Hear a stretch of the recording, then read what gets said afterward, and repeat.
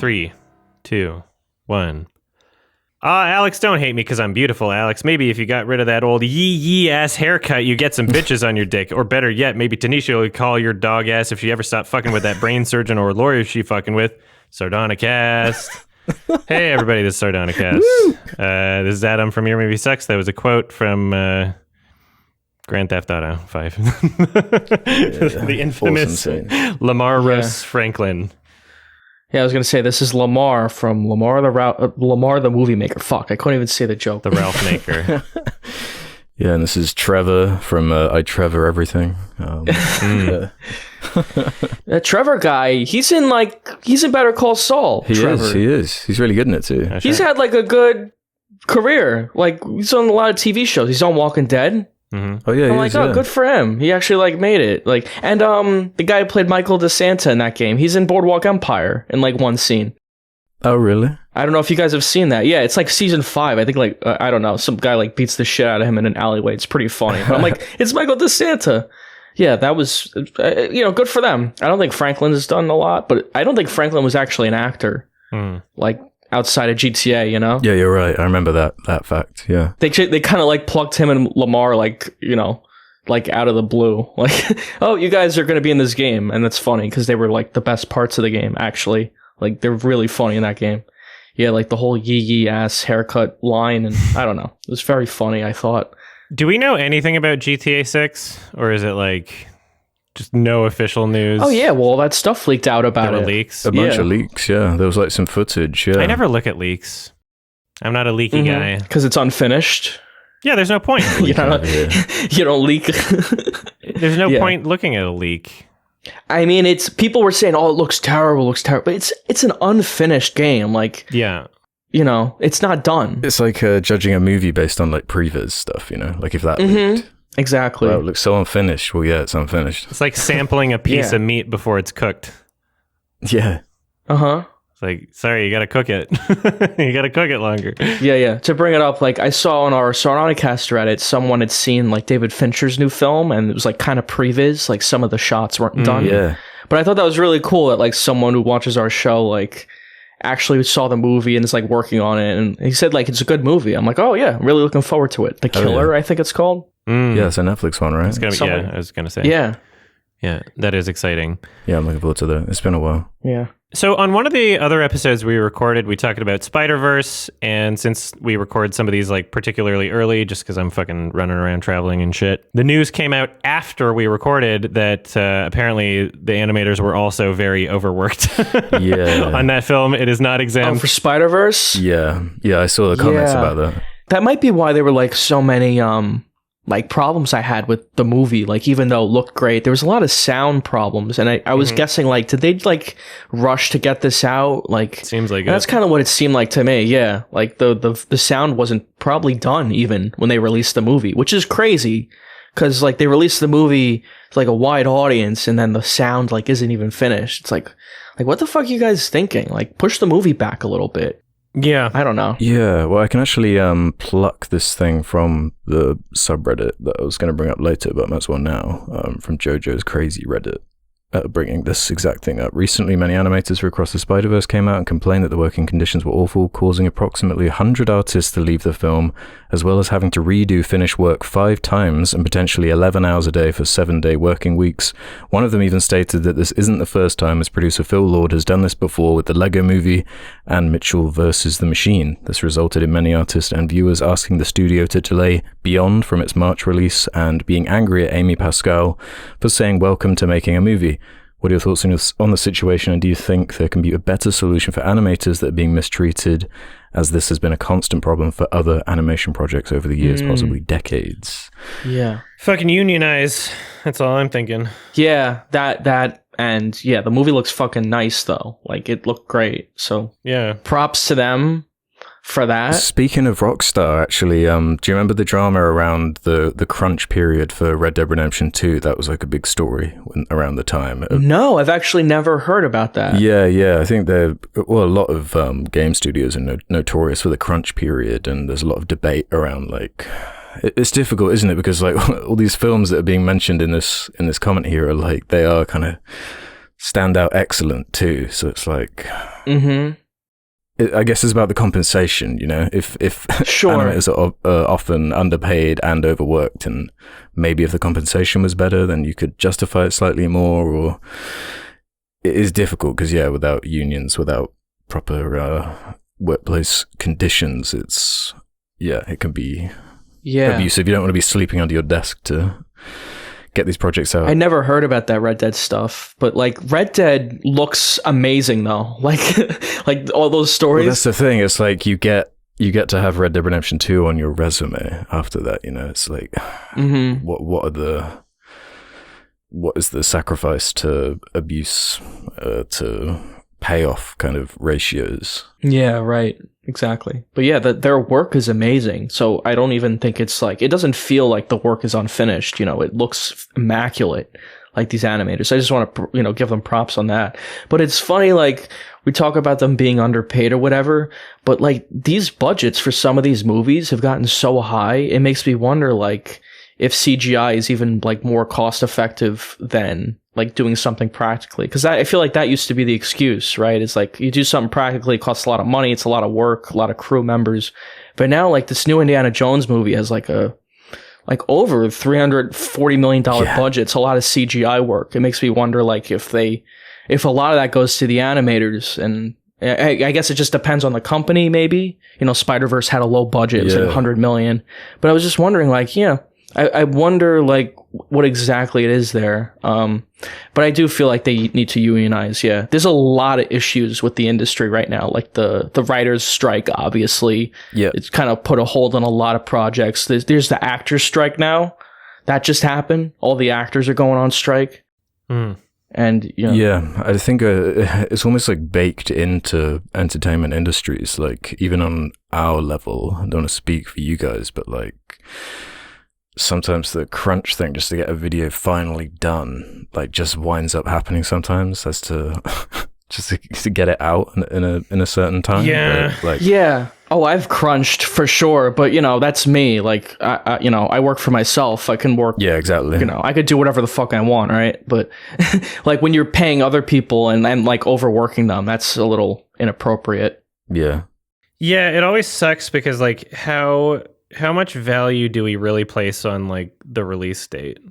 I get it for Microsoft and Halo 2. They're like, no, it has to be Christmas. Everybody, it'll be a Christmas present game. And it's like, okay, well, you just released an unfinished game. Like, give it another fucking year. Wait until next Christmas. Like, fuck off, Oh, EA is the worst with that. Yeah. They're fucking awful. Yeah. Like the Battlefield games are all unfinished. I just got that new Star Wars game, Jedi Survivor, which is a great game. Mm-hmm. Yeah, I played it. But man, it just keeps crashing. It's so laggy and it keeps crashing. Like, the frame rate as well is all over the place. Right. It's so bad. It's like really bad though. Like I'm like, did they even like finish? They probably didn't even like, do the play testing they needed to do for it, because there's just like a ton of glitches. Like you can't get through certain doors.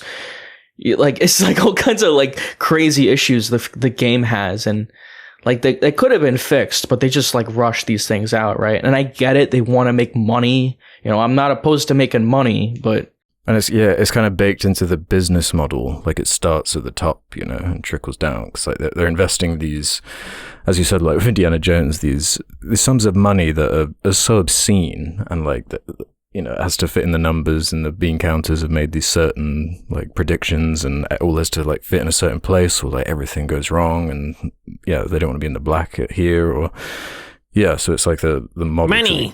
Yeah, basically. Yeah, it's all about money. I like money. They just miss the crabs, yeah. Money. Not bad. Not a bad. I like your Ezra Miller impression. I think I was looking through comments, the comments like for the new Flash we just uploaded. Wait, he's Batman? Yeah. It's mad trippy. You got to go up at the end, yeah. It sounds like just like him. Yeah. That's funny. Like we're talking about like financials or whatever. The Flash, like we just posted our discussion about it. It's been 4 weeks since it came out, right? And the movie's already out of the top 10. It's a fucking huge bomb. Yeah, no, this is perfect actually, because I had this. Yeah, I had this ready to bring up. Look, I got the list of the 10 biggest bombs in $1 million of loss. Right, number 1 is the Flash right now with minus $200 million. Number 2, Shazam. Of the past year? Or like No, this is like of all time at the What? moment. Yeah. Oh wow. not even just in the superhero genre? Like, are we talking like every genre? No, The Flash is the worst bomb of all time. I think so, yeah. Like, listen to this Holy list, right? shit. So that's number 1 currently. Number 2, Shazam! Fury of the Gods, minus 150 million. Number 3, Wonder Woman 1984. That's minus 137 million. 4, Dark Phoenix, minus 133 million. Number 5, The Suicide Squad, minus 130 million. 6, Black Adam, minus 100 million. 7, Fantastic Four, minus 100 million. 8, R.I.P.D., minus 92 million. 9, The New Mutants, minus 84 million. And number 10, Green Lantern, minus 75 million. Oh wow. So like what was it, 2 of them are from this year? Yeah, at least from the past few years. Yeah, Shazam, The Flash, Dark Phoenix. Yeah, right. And the Suicide Squad and Wonder Woman. Like, I actually like the Suicide Squad. I think that's a good movie. But you could say that's because of COVID. Yeah. You could say it's COVID related too. Like these movies, like the theaters are back, I'd say. Like, and then like those movies just bombed horribly, right? That's so funny. I didn't realize The Flash was like that bad, but yeah, it makes sense. Like Asteroid City did better this week than the Flash did. That's fucking crazy. That's fucking insane. Yeah. And it's the summer of flops, huh? Because like just mentioning Indiana Jones, that's like a $300 million budget for some reason, Yeah. and it's not going to be making over $1 billion. Elemental. Yeah, Yeah. Elemental. I mean, Elemental might be all right, but like that Kraken movie, the DreamWorks one, which is like that's been sent out to die. that's the only competition for Elemental, basically, because they're both like kids movies. And that's doing terribly. Mm-hmm. That was like the worst opening for DreamWorks or whatever. That Blue Beetle movie's fucked. Like, Oh yeah, for sure. Potentially, yeah. what chance does it have at this point? Majorly fucked. Like, in order to even be excited for it, you have to be already involved in like the inner workings of the DCEU and be like, oh no, because it's like it's going to be the start of the James Gunn universe. And it's like, okay, well, if all it takes for a movie to be successful is just those people watching it, then The Flash would have been fine. So I don't know what we're supposed to do here. Yeah. Maybe it'll connect with a larger demographic than we think. Maybe people will just enjoy seeing it because whoever that old comedian guy is in it, I don't remember his name. Anyway. George Lopez. Yeah, George Lopez. that's Blue Beetle. Yeah. George Lopez. He's gonna save Blue Beetle. Yeah, he's gonna save it. Yeah, he's barely in the trailer because they played that trailer before the Flash movie, and I was like, George Lopez is in it, but it's like he's 2 seconds of the trailer. I feel like that would be like, the focal point of the movie. Like you end the trailer right with like a George Lopez joke, and everyone in the theater laughs. But they didn't even do that. I don't know. That movie's good. You're right, Alex. It's going to be a fucking mess, that movie. It's going to be even worse than The Flash. And that has I was thinking like maybe the budget for it's like low, like 60 million, because it seems kind of more low key, kind of like a Harley Quinn kind of movie, like how that did. That's a The budget for it's like $140 million for Blue Beetle. It's like, Really? what the fuck? Hiding in Spider-Verse. Yeah, it's more than Spider-Verse. What the fuck? Like, what are they spending like all this money on these movies? Like, you're not gonna make that back. Warner Bros. Must be panicking. That kind of explains that Harry Potter scramble now. Like, Oh, yeah. Yeah. they must be like sweating. Ugh. Oh man, you guys haven't seen those Fantastic Beasts movies, right? Those are Never will. I've seen 2 of them. really bad. Yeah, horrendous. Absolutely horrendous. But I think they made money, right? At least. Oh yeah. First couple ones, probably. At least the first 2. The first 2. I don't think the last one did great. Are they still making more? I heard they had a contract to like keep going, but I don't know if there's a point if people aren't watching them. I don't know if the third one was successful enough. I can't imagine it getting worse, but yeah, I can't wait to see the shit that they make. Yeah. They could just do a Blumhouse version, and it'll just be like, oh, it's like M. Night's The Visit. Like, this is found footage now. You just imagine everything else. Yeah. Did Blumhouse do those Paranormal Activity movies? I think that's like what got them started, right? I don't think it was, but I'll check. It is Blumhouse. You're absolutely right. Oh, it is. Yeah, I thought that's like what got them started. It would have had to, yeah. Yeah. They stopped making those movies, which I thought was funny, because it's like, really? You're going to like make your money back on that investment, you know, because those movies cost no matter like how bad they 10 are. million.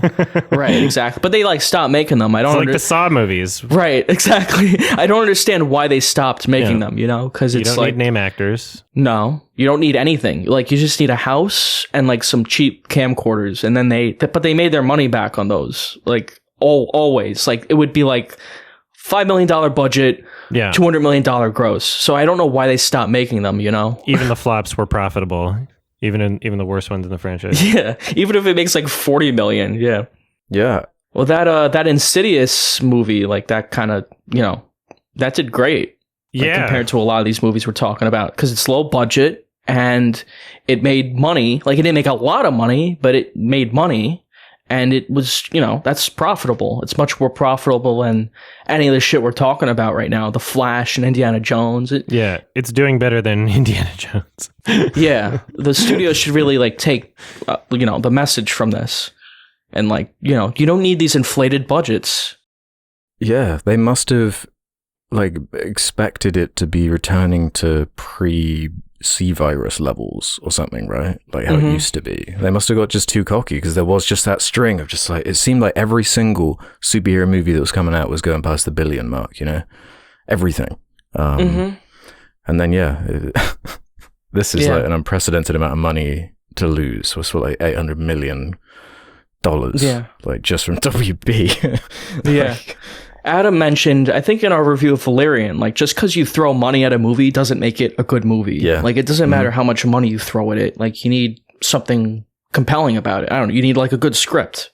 Yeah. Every once in a while, we'll be surprised by something that doesn't have a good script and is still successful. Like sometimes it's just the IP, but like, I don't know. Like those Fast and Furious movies, right? Yeah. All the Jurassic Park things. Yeah. Yeah, Oh, God. right. Everybody hated that last one. That was shocking. It still made money though. It made over $1 billion still. It made $1 billion Yeah, fucking dollars. yeah. Everybody hated it. Yeah, because it says, you know, Jurassic Park on it. Right. Dinosaurs. Those Fast and Furious movies. You guys Cars. haven't seen that new one, right? That new Fast and Furious. No, I haven't watched it yet. No. I haven't seen It was any of them. fucking horrendous, man. So But bad. like, on what level compared to the other ones? Like, The whole movie was like taking every has-been in Hollywood and just throwing them like in the movie. Like it's like, okay, we got Vin Diesel, we got Brie Larson, we got the Rock is in it. He makes a cameo. Gal Gadot's in it, and it's just like every scene is introducing characters, and there's no like progression. Like none of them die. Like, you know, it's like there's no story. The whole movie's this guy introduced. This is his scene, and then. The worst part of the movie was like they have that sentimental, corny scene where Vin Diesel's like in his garage and he's like looking at photos of Paul Walker on the wall, and they play like that song from like, you know, that big song when like Furious 7 came out. It's like a piano rendition of it, and it's like, guys, this is such like corny, sappy shit. It's like what is the story here? You know, the whole movie. Isn't it like Doomed as well, where like it's like a part one type situation? Yeah, right? it totally is. Yeah, I fell asleep in the climax. So I thought that they were making another one that's a part one. I thought they had like two more and there would be like a part one, part two. Oh, but I don't know. Start of a trilogy, is it? Yeah, I don't know. I don't know. Keep up with this. Yeah. They will stretch it out for as long as they can. The best part though is when Dwayne Johnson shows up in the post credit, because like he didn't want to do them for a while, but I guess like because Black Adam bombed, he got desperate, and so like it's clearly a body double. His body double walks into the room. Oh no! And takes, you know, it's like some guy in a mask, so you can't see, and it's clearly like a much less buff guy that Dwayne Johnson. Like it clearly doesn't look like him. And then like Dwayne Johnson's basically only in the movie for one shot. He takes off his mask and he goes like, you know, let's take care of business or something, and that's it. And he probably got paid like $10 million. Probably filmed it in his garage, yeah. I mean, that movie too. That movie is one of the most expensive movies of all time. If you like look up the budget, it's like $370 million. Yeah. It's one of the most expensive movies ever made. Because they throw in a bunch of actors. And that's like the whole movie. It's like, look at this actor, look at this actor. It's money laundering for all their mates. Basically. I mean, that one was really bad. That might be the worst movie I've seen this year. Like, even worse than Cocaine Bear. And that was pretty fucking bad, too. Really? Is it worse than Fast and Furious 8? Because that, to me, was like... inexcusable. That's the Charlize Theron like AI car one. Oh, she's in it too. Yeah, she's in it too. Oh, of course. You know, because they have to throw in everybody. It's all just like every actor they have under contract, like they just like want to be a part of the movie. So it's like 80 characters. Like John Cena's in it. Now he's a good guy, even though in the last movie he was a bad guy. It's like, what the fuck is going on? Like, yeah, Fast 8, that was bad, but this one, I think these last two have been really like atrocious. It's like so transparent now, like the business model. Yeah, there's not about anything. Yeah, for sure. We kind of jumped around a lot, but it's good. Good to talk about movies. Yeah. Speaking of Asteroid City, we saw Asteroid City. Everybody. Yeah. The new Paul Wes Anderson film. Paul W.S. Anderson. What did we think about it? Well, you guys start, because I want to hear what you think about this. Genuinely, I want to hear your thoughts. Yeah, I'm quite torn on this movie, actually. I think it's objectively well made, you know? Like, everything about it is what you'd expect from Wes Anderson. It's like, yeah, it's got everything you'd expect and want from the way he puts together a movie, except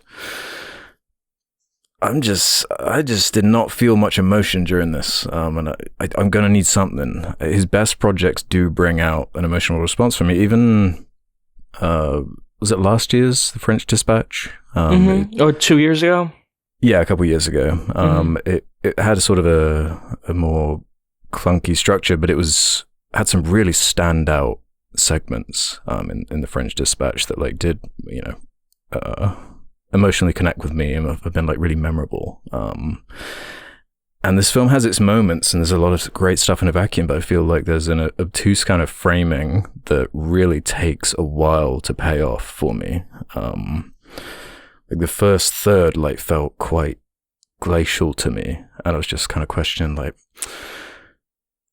I really wasn't expecting this kind of structure from this movie, and I was trying to figure out like what's it going for, this whole kind of meta angle that I don't think was present in any of the marketing and the trailers and stuff, because I was really enjoying it every time it was kind of settling in the, you know, the desert setting and exploring that stuff. I was quite into it, but it would break out of that and then go into this meta narrative about the Asteroid City is actually a play, and there's also this kind of meta story about the writer of the play and the spoilers, the dynamics of spoiler discussion. Spoilers for Asteroid City, I guess. But yeah, it does kind of come together towards the end, and it did win me over by the end. But I felt like for an hour and 45-minute long movie, I don't know, it took a lot to get there, and for all the stuff that was at play, there's like a lot of characters, and a lot of them are really memorable and they have their fun lines, and there's lots of good like memorable dialogue, but there's also the idiosyncrasies, man. Like, it's always been part of the style, but it's almost like cranked up to this point. I don't know if it's just,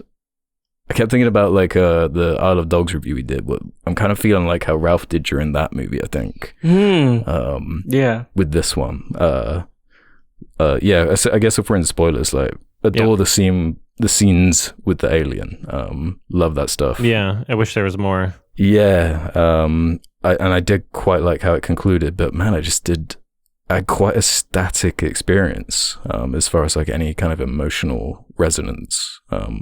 Which for his best movies, I just don't feel that way. Yeah. What about you? Sorry, guys? how was like your crowd watching it? Was it like a lot of people there? It was weird. Yeah, it was actually a packed theater. It was busier than I was expecting. Yeah, same for me. But there was like one person in the crowd laughing. Like I kind of, you know, snorted out my nose a couple of times, and I really liked a couple of the characters and found them witty, but I wasn't chuckling, you know, like in Grand Budapest Hotel or, you know, Fantastic Mr. Fox or any number of his other movies. There was something kind of cold about it, and I don't know if that's intentional with the whole like desert setting, and, you know, I don't know, like it didn't fully work for me. Like, I don't want to rush back to see this anytime soon, to be honest. Yeah. The style is cranked up to 11. The quirkiness is cranked up to 11. And then there's no hook until like halfway through the movie, and even then it kind of just disappears and you forget about it for a while, and then, you know, like, the style should be complementing an actual skeleton of something. Whereas the structure of this film, I just like, you kind of have to already love Wes Anderson movies to enjoy this. And don't get me wrong, I enjoyed it overall. But Yeah. man, I'm like, I just wish that I got the same filmmaking, but actually presenting me with like a better story instead of just like it just felt like almost like random dialogue between characters of just at the service of like tiny little jokes that don't really matter in the grand scheme of the whole film, you know, even if it's all relatively consistent or even like thematically consistent, even like it just feels like the entire first act took up like half the movie, and there wasn't really anything until the end of the first act that was a hook. There wasn't really anything that was like, like, oh, I should care about what these characters are doing. It was just kind of like, oh, you've shown me a bunch of characters. Yeah. It's a very star-studded cast. The acting's good. They're good jokes. I like the way it's shot for the most part, you know. But like, what are you trying to show me? Yeah, sure. The filmmaking's pretty immaculate, though. Like his style. Yeah, exactly. That's the thing. It's pretty masterful, I'd say. Like everything about it, the framing and the way he like, even just like the backgrounds, like this like mix of, I don't know if it was like miniatures or something like that, but like I love the desert backgrounds. I did see miniatures in the credits. Yeah, I think you're right. Yeah, I thought it was a pretty masterfully made movie. Yeah, that's interesting. Like what you guys said about it, because like I'm probably the biggest Wes Anderson naysayer. Like out of the three of us, like all of his movies are the same, or you know, blah blah blah. I actually really fucking love this movie, and I'll tell you why. Interesting. It's so weird. It's like what you guys are saying. It's so weird. It's so out there that it actually becomes its own thing. Like I feel like Wes Anderson early in his career made like kind of normal movies. But then he entered this like awkward middle stage where he was trying to like find his identity with like Darjeeling Limited actually. And then, you know, the Bill Murray one, Life Aquatic, and even Isle of Dogs. I had like issues with those movies where they're kind of artsy, but they're also kind of too mainstream. And there's like this awkward middle ground. This one was like so odd, you know, it's so out there that I actually really liked it. It actually felt like its own thing. It felt like such a unique film with its own voice, and I feel like he's really gotten good at the dialogue. Like the dialogue, I love the dialogue in this movie. I felt it was very funny, and the crowd I was with really liked the movie too. They were laughing consistently, and I was too. I thought it was a really great movie. This is one of my favorites from him. Oh, cool. And yeah, I love like the science fiction angle on it too. That felt very different for him, where it's about like this town kind of, you know, encountering an alien and how they deal with it. And yeah, it was like, you know, it's definitely one of his movies. And it definitely has that style, but I really connected with like the story and with like his style in it, because I thought it was really interesting. And the cast was great. I thought it was very funny. Yeah, so you know, it's fine we disagree, but I actually really love this movie, and I'm the biggest like Wes Anderson, like all of his movies are the same, blah blah blah. But I really like this one. This is one of my favorites of the year, like in like top 5. I thought this was really great. This one. Yeah, it's why I'm so torn on it, because I agree with everything you're saying, except for maybe the kind of emotional response. Yeah, that's what. I was spending a lot of the runtime kind of trying to figure out, like, what's he trying to say with this? Like, where's this kind of going? And then it, like, really quickly towards the end in one of the meta scenes, like, some of the characters kind of explain what the movie's trying to say in quite a blatant way. And it's kind of like, I don't know which I would have preferred if you'd kind of left this more open, or it does kind of show its hand. Yeah, exactly. It does show its hand, and like at the very end there. But I like the complexity of it, you know, because it's like the story framed within a story. Like what you're seeing is actually a play told by these actors, and the actors are their own characters, and it's based on this real guy. And there's like a lot of quirky scenes in it. Like there's this scene where like the actor kisses the writer of the play, right? Something like that. Like the director or writer of the play. It's like a little quirky thing that I thought was like, oh, that's interesting. And like Bryan Cranston, he's like the narrator of the play, and like he accidentally winds up in the like movie version. He's like, oh, I'm not supposed to be here, am I? Like, and then he like skirts off screen. It has like, fun stuff like that. And I do agree with you with the dialogue. There's lots of like memorable scenes. So I do really like that scene where Jason Schwartzman is addressing his kids about like, his mother dying, and going on about how the relativity of time and how they can't understand really, they can't even conceptualize really what's going on. But again, I feel like it's quite an emotional setup and setting, but it's like I'm not feeling it from what they're saying or communicating. It feels like it's more interested in being kind of quirky and funny.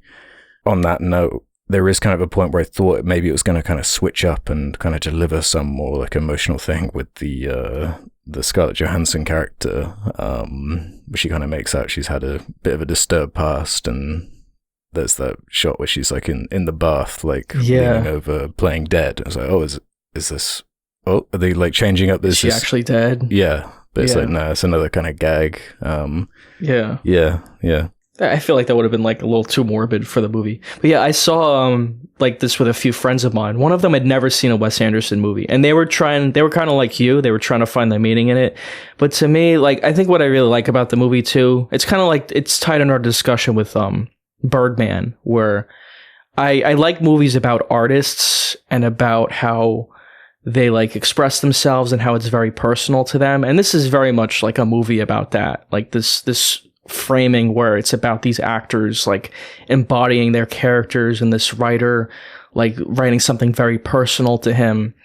And I think ultimately it's a movie about that. It's a movie about art and how artists like have this relationship to their work. And that really resonated with me, and that felt very like personal to Wes Anderson too. Like, I like films that are very personal as well. Well, like, yeah, I see the quirky bits, but there's also a lot to be said about like thematically what he's saying about art and about, actors and writers and their connection to it. And I really did find that, very poignant, honestly. I really like that stuff. Yeah, I did. Yeah, it comes together for me in that third act, but I was more hung up just on the flow of it during that first. I found it really like slow and kind of clunky to get moving. I don't know how that would feel on a rewatch, but like I really was just like, as soon as I was getting like absorbed in a scene, then it would do the the title card act dot. Then I feel like, oh, it's like it's resetting all this momentum all the time, and as I just keep rebuilding it up. I really like that though. I thought that helped with the pacing. I feel like we're just going to disagree on like a lot of. It's a very divisive. I think it's a very divisive movie. This one's like you either think it's okay or you hate it. I also really appreciate that like this is coming out like around The Flash and like all these big blockbusters. Like it's such a different movie for that kind of audience, and it seemed like they did mostly enjoy it. There were some walkouts, I think, or some people who weren't as engaged, but for the most part, like to have like this weird movie where it's like this abstract kind of bizarro humor, and also like it cuts from black and white, like 4:3 to like color and like all these interesting stylistic things. I really like that an audience is like being exposed to that kind of movie, and that this movie did really well. I mean, like I said, it's doing better than The Flash. Wes Anderson has built up like a big enough fan base that he can just release something and people will watch it. Like, people are watching it because his name's on it. Like, I don't think there's a lot of people that are watching this film that don't know that it's a Wes Anderson film. So yeah, by extension, him, I guess, being able to, like, if Christopher Nolan decided to make some weird fucking art house thing that didn't make any sense, you get a lot of people exposed to that because a lot of people are just going to watch the next Christopher Nolan movie, right? Wes Anderson, even just being in the indie crowd, is one of few directors that does have that name recognition that people actually look forward to in terms of what they're going to watch from certain directors. I really feel as though I wanted something more out of this film, and I like what it was doing. Again, with the alien stuff, I like what it was doing with the meta, quirky narrative stuff. But out of all the films that I love in my life, and all of the films that I am excited to go back and rewatch to dig into and get more layers out of interpretations, and what is the intention of it being presented in this way, or what are you trying to say about art, et cetera, et cetera. All of those films are ones where I'm kind of excited to go back and watch them. And whereas this one, it's like, okay, by the time I feel like watching this one again, I don't know if I'll still be retaining enough about it that it wouldn't be like a first viewing again. So I'm excited to hear what other people have to say about it. If you got anything interesting in terms of like interpretations of this movie, feel free to leave a comment below because I will read those. But yeah, Yeah. Yeah, I find myself kind of like appreciating aspects about it more than I'm actually enjoying it, and even then, it's just kind of Right. like, What really gravitates me toward it too, I really like the pacing of it. I feel it's really tight and it's really short. Like when it was over, I was like, that's over? Like the whole movie flew by for me. It was so tight and everything like I don't think there's any fat to be trimmed from it really. It was such like an enjoyable, funny experience to me. And yeah, I just thought it was very funny. Like I'm shocked you guys don't think it's as funny as I did, but I thought it was fucking hilarious, honestly. Like the whole movie. I love the Episcopalian line, like, don't pray to God, we're Episcopalian. Or like there's like a lot of little great, especially in that first act, I felt. Like I loved a lot of like the dialogue in this movie. I felt he's really excelled as a writer. Like his style, he's got down. Like, the framing of everything, the symmetrical framing and the color. It's immaculate in like all of his like, in a lot of his movies, but especially after like Grand Budapest or whatever. But this one had really great writing, I felt. Really tight. It doesn't waste any time. It gets to like its point in a very, I don't know, it's all very patient as well. Like it takes a while to get to that point, like about the artists and so on. But I feel like once it does, I was really engrossed in like what was happening. And yeah, really that humor, like that comedy kept me going through the whole thing. It's a very funny movie and it's a very enjoyable movie. And clearly, not everyone's going to agree with that. Like my dad saw the movie. I'm like, because we saw French Dispatch together. He lives in Florida. I'm like, go see it on your own. Let me know what you think. And he fell asleep. He's like, I don't know. It's a good cast, but he fell asleep. But like this one, like, I don't know. I just really connected to this one. I feel like there's like other Wes Anderson movies people might connect to more, but everyone has like their own Wes Anderson that they kind of like. And yeah, I prefer him going super wacky, making it super short, making it something so out there that it's clearly its own world and it's not trying to like appeal to anybody. Like this is a very weird film to me. This is a very odd movie to release in like the summertime, but that's kind of what I love about it too. It's so out there. It's so weird. The pacing is like fast and the characters are so cold and distant, but at the same time, there are those like emotional moments where there's like this humanity comes out of them and it makes like almost the distance of it makes those like little moments more impactful for me with like her in the bathtub or like just little lines of dialogue like here and there that like really like, oh, I actually get this character. I also want to mention like this is the first movie without Bill Murray that is made. I think it's his first movie without Bill Murray. And instead of Bill Murray, it's Tom Hanks. Yeah, because Bill Murray had COVID at the time. He had COVID, so he couldn't do the movie. So they got Tom Hanks instead. I thought Tom Hanks was fantastic in the movie. It's funny, like every great actor in the movie, or every great actor in the world basically wants to like be in his movies and work with him. Like there's a lot of great like supporting actors and Maya Hawke's in the movie, and who's the guy? I thought it was Orlando Bloom. I'm gonna look up his act. I'm gonna look up the actor's name. The cowboy guy. I know who you mean. Rupert Friend. Is that his name? Friend. Yeah. What we know from? Yeah, he was very funny. Pride and Prejudice, Death of Stalin, Hitman, Agent 47. Yeah. You're probably right. Yeah. I mean, Jason Schwartzman's in all of his movies. Yeah, but yeah, great cast, very funny. Sophia Lillis, Margot Robbie in a brief role. Yeah. I would say, like, in terms of humor, this lands for me just as well as any other Wes Anderson film, but it's just it doesn't sell the whole movie for me. Yeah, sure. There's more to Grand Budapest and Moonrise Kingdom and Fantastic Mr. Fox than just the humor and the style.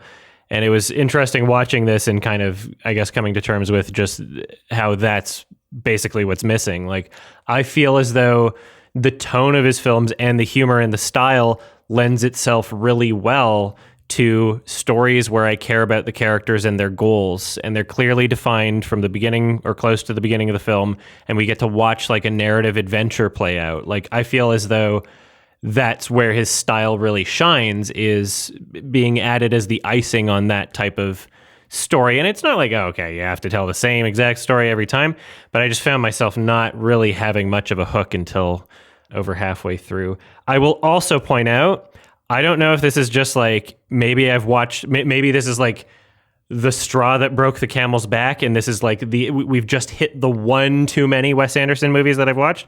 But I feel like there is something particularly unique about the soundtrack in this film that just irritated the fuck out of me, because it's the same two notes over and over, and it goes da da da da da da da da da da. And sure, there's like some chord progressions in the background that change, but like with how repetitive it was and how often they used it, I was losing my goddamn mind after a certain point. And it's, you know, it sounded reminiscent and similar to other things that other soundtracks and other films that he's made. So maybe this is just the straw that broke the camel's back, I guess. But like, I swear, this film in particular, it needed a bit more variation, and it needed to be just a bit less repetitive audio-wise for me, personally.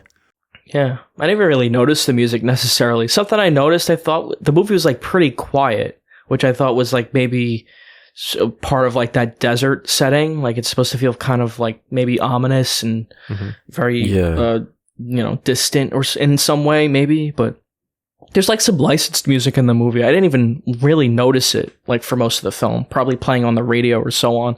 But I like the original tracks they played for the movie too, like the Freight Train song. I was like singing that to myself on the way home. Freight train, freight train. Like I don't know. I like the music in the movie for the most part. It didn't really take me out of it. I didn't even really notice it, honestly. Which is, I think that's a good thing, like for the most part. Like if it feels so organic that it's just like part of the experience, I tend to like that more. I like the dancing Roadrunner. Yeah, the good puppet. Yeah, just a nice mix of styles too, because it does have the miniatures. It's got the stop motion. I like the kid's song. When the kid sings that song in class about the alien, I thought that was very funny. Yeah. A lot of good funny parts, especially when that alien shows up. Yeah, like the stop motion effects there are great. And, you know, he's made stop motion movies before. He's made animated movies, like the animated segment in French Dispatch. Like that little anime. That's one of my favorite parts of it, yeah. But, like, yeah, it's just the way he, like, incorporated it into this movie, and it fits really well. I thought that was, like, really great. I'm glad you mentioned the Bill Murray COVID thing, because I felt like that was like a big chunk of the movie, the inspiration at least, like because the characters are basically put in lockdown after they meet the alien, and one of the best gags is when the alien comes back and they announce they got to go straight back into lockdown, and then they all kind of just freak out, you know. So that felt like that one of the things he was trying to say in a more clever way, without making the whole movie about COVID or whatever necessarily, but just having some of those feelings, that frustration. They're all in their own little cabins and they're all kind of restrained to their space. And yeah, I did like that. Yeah, I didn't really pick up on that, but yeah, that's amazing. That's fantastic. Yeah, like I feel like I want to watch this movie again because it was so fun. And I will eventually. And yeah, like to pick up on these little things. Yeah, I love this movie. I thought it was one of my favorites I've seen from him, especially recently. Yeah, this one's really great. It might make my top 10 by the end of the year. I'm pretty sure about that, actually. That this is like cool. Is it a 5-star? If we're getting into ratings, I'd give it, fuck it. I'm gonna give it 4.5. Fuck it. Fuck yeah. Like Willa in Succession. I really enjoyed this movie. Yeah, Wes Anderson, do more weird shit like this. I fucking love this movie. I thought it was really well done, honestly. I guess where I kind of differ a little bit is I keep thinking about, in the French Dispatch, there's one of the segments is about the artist in prison, right? And that's like saying a lot about the concept of art, and he's a bit more of like a meta commentary on all that kind of stuff. And that like really hit for me, and that's been like I think about that sequence a lot. It's like a really memorable part of that movie to me, and I think it's saying a lot and communicating a lot. Not that this one isn't, I just feel like it's in that small space of the French Dispatch where it's kind of making a similar point. It's just like way more eloquent to me and told in a kind of, a smaller package. And yeah, I don't know. I couldn't get over the beginning of the movie, man. I was really like struggling to like pay attention until that hook came in with the alien. I was like, okay, maybe there's more going on here. Maybe there's more to say. Like how you feel about the opening of this movie is how I feel about the Timothée Chalamet segment in French Dispatch. I'm like, the rest of the movie's great, but that one segment was like, oh, it's like Harold and Maude, just a lot less like interesting. Yeah. Because I kind of feel overall the same way about the French Dispatch and Asteroid City. I feel like the highs are probably higher in French Dispatch for me, but same. it's just inconsistent. Yeah. Whereas, yeah, Asteroid City is probably got a better payoff. It probably, yeah. I don't know. I'm really torn on this one, to be honest. Like, the more we talk about it, the more I hear. Like, I do agree with what you're saying. It just, I just really wanted more of an emotional response from this because, like, yeah, I remember like feeling a lot. Yeah, that's fine. Don't feel like movies, like you need to like it. No, yeah, I wouldn't lie. But it is just like every frame is beautiful. Like it's just impeccably put together. But yeah, I do. Yeah, there's just something just slightly off about this one. Sorry, it's just like one little thing I noticed too. I just like remembered, like they go to like that diner there, and there's the menu like on the wall. The menu has like 1,000 items on that. And I'm like, it's so detailed. Like you could tell like they actually wrote that out, like every little thing on it. But it's only in the movie for like a second. But I just love that attention to detail in it. Like, oh, this whole fucking board. But it's like, it's such like a quick visual gag, but they clearly put a lot of like work into that. And I really appreciate that attention to detail. Yeah. Sorry. Did you give your rating? Yeah. The detail is like, it's so immaculate, it's immaculate to the point where it's almost inhuman, which I don't know if that's like the point with like the whole alien angle and the desert. And because I remember reading something about like the way he writes and makes his movies is like with the storyboarding, he'll often, he'll do Wes Anderson himself will like record how he wants the like line, the cadence of like the dialogue to flow and whatnot, and I can't help but like just see, he's like such a strong voice and such a strong style. It's almost like the actors aren't even playing characters; they're all like Wes Anderson at a certain point. But yeah, I don't know. I probably will have to revisit this because of how torn I am, I think. I'll definitely revisit it, but yeah. As far as a rating, though, this is like 3.5 star, like a 7 out of 10 for me. I was kind of won over by the end, but man, it was kind of a rougher ride to get to that conclusion. Yeah, what's weird about this movie is most of it felt immaculate. Although I will kind of nitpick a tiny bit. Near the beginning, there were like more than one of those like spinning shot transitions where it's like you do like a really quick 90-degree pivot. And in this film in particular, compared to like his other films, you could notice the cut. Like I noticed the cut watching in theaters, like at least twice in this one, where I was thinking like, okay, his other movies, I don't notice that cut. It's more smooth. So I don't know. The rest of it's, really, really well made, immaculate, just a tiny little thing I noticed. But yeah, I'm giving this one a 6 out of 10 for now. We'll see how I feel about it on a second watch. And I'm going to piss my pants if I don't leave right now. So I will be right back. Yeah, I got a piss bed too. Yeah.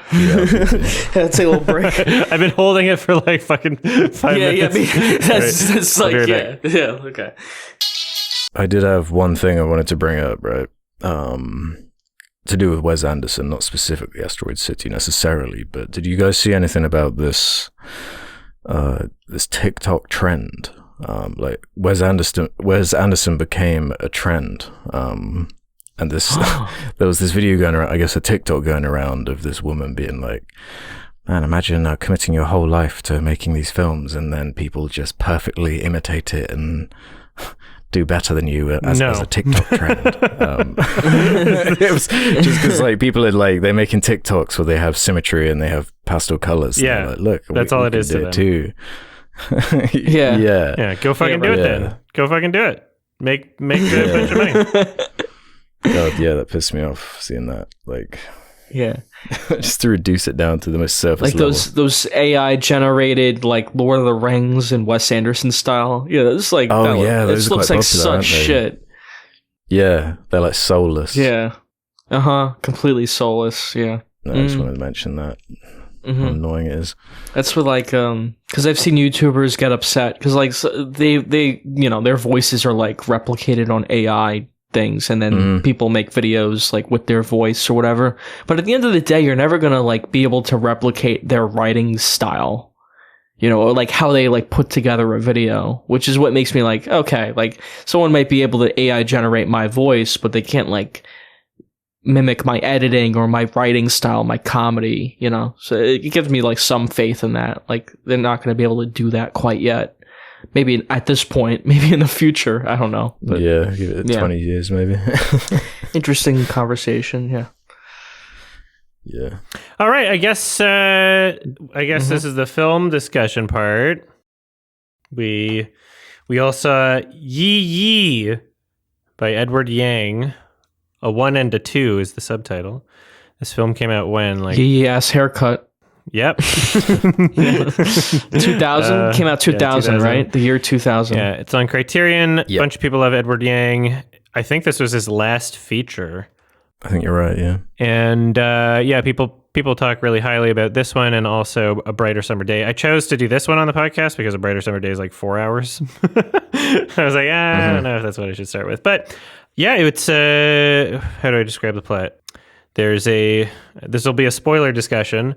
There's a family in Taiwan, and their grandmother goes into a coma, and it's about relationships, and there's some drama, and it's kind of like a slice of life, interesting portrayal of just normal but not so normal things, I guess.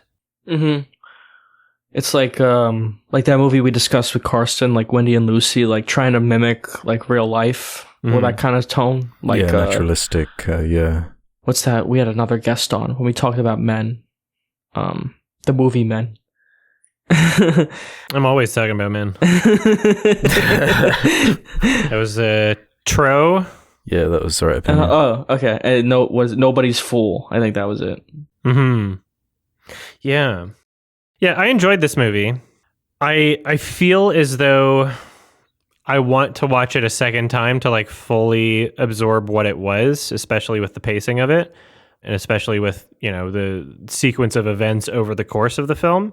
Because from an artistic standpoint, in terms of presentation, like, damn, this is some fucking incredible acting, like especially child acting and like writing child characters and making them look and appear and behave natural and realistic, and the way things are shot. And there was some kind of like, interesting visual motifs that were pretty recurring throughout the film. A lot of like frames and windows and reflections and like, seeing things from the outside versus the inside, or seeing the reflection of something. And it's like, okay, this film is definitely trying to say things.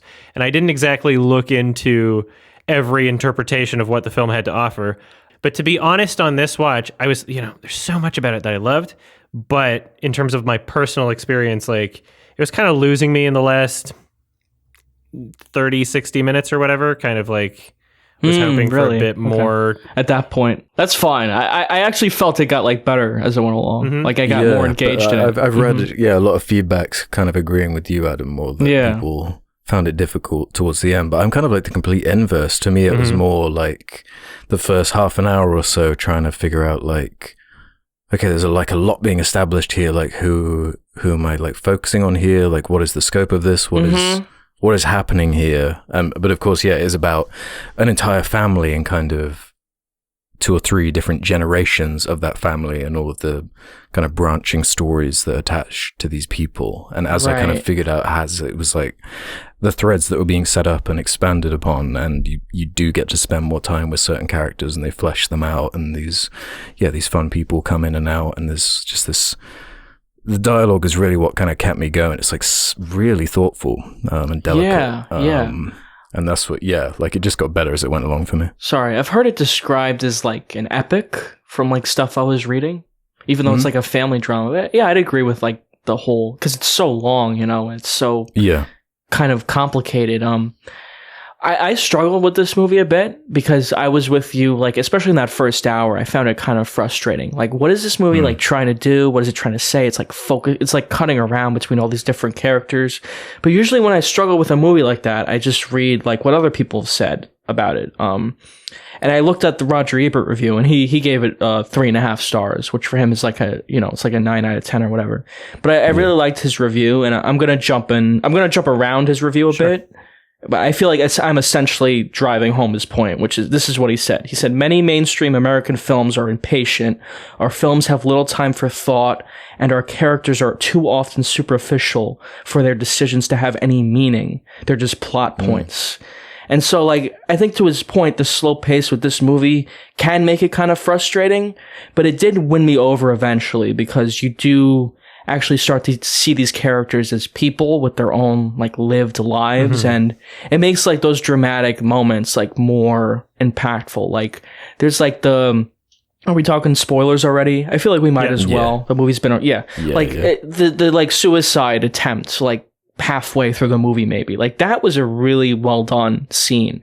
And it wasn't really, because I feel like there's so many ways that scene could go wrong, and it could be very corny. But that was really well handled, I thought. It was very tasteful, and it was very, like, surprising and impactful how they presented it. And you know, there's a variety of reasons for that, like the way it's shot and how they cut around it. Like, there's not like that shot where she opens the door and you, like, see him lying there. Oh my God. It's very, like, tasteful, and you see her panicking. And even before that scene happens, like, what's wrong. Almost like that when he walks into his apartment and there's, like, that hopeless kind of glare toward the floor. Like, you see, like, oh, he keeps like, repeating it's all over, yeah. Mm-hmm. Like, it gives you hints of what's to come, and I really like a movie that treats its audience like it's intelligent and can figure these things out on their own.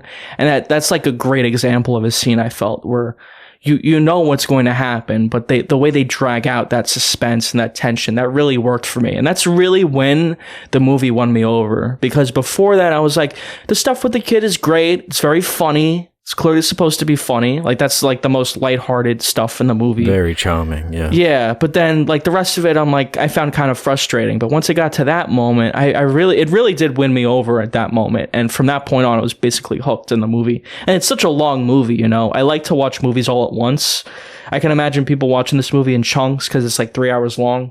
But I really like to watch a movie, like, all at once. And that's when I'm like, oh, I'm actually, like, enjoying, like, watching this movie from this point on. It was very satisfying. I felt where it went and how it, like, handled all these characters and just the comedy in it too. Like, I harp on, like, movies being funny or whatever, but it is a very funny movie.